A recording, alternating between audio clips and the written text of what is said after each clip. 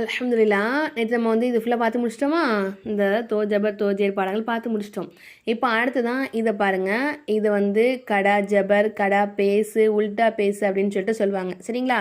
அதாவது இதனுடைய அர்த்தம் என்ன அப்படின்னா, கடா ஜபர் அப்படிங்கிறதுக்கான அர்த்தம் என்னன்னாக்கா, இப்போ அலிஃப் இருக்குன்னு வச்சுக்கோங்களேன். அலிஃபுக்கு மேலே ஒரு ஜபர் போட்டால் இது என்ன சொல்லுவோம்? அப்படிமாம்மா. ஆனால் பக்கத்தில் ஒரு அலிஃப் நம்ம என்ன சொல்லுவோம்? இதை ஆ அப்படின்னு சொல்லுவோமா? இது தாங்க இதனுடைய அர்த்தம். சரிங்களா? அதாவது பக்கத்தில் ஒரு அலிஃப் வச்சு நம்ம நீட்டி சொல்லணும்.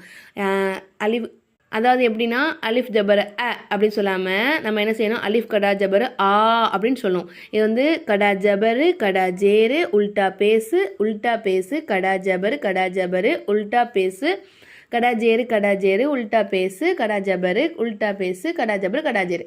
இதை மட்டும் சொல்லி இன்னைக்கு ஃபுல்லாக ப்ராக்டிஸ் பண்ணுங்கள். நம்ம அடுத்ததான் இந்த லெசன், இந்த பாடம் இருக்கு இல்லையா, இது எப்படி ஓதுறது நான் நாளைக்கு சொல்லித்தரேன். ஓகேங்களா?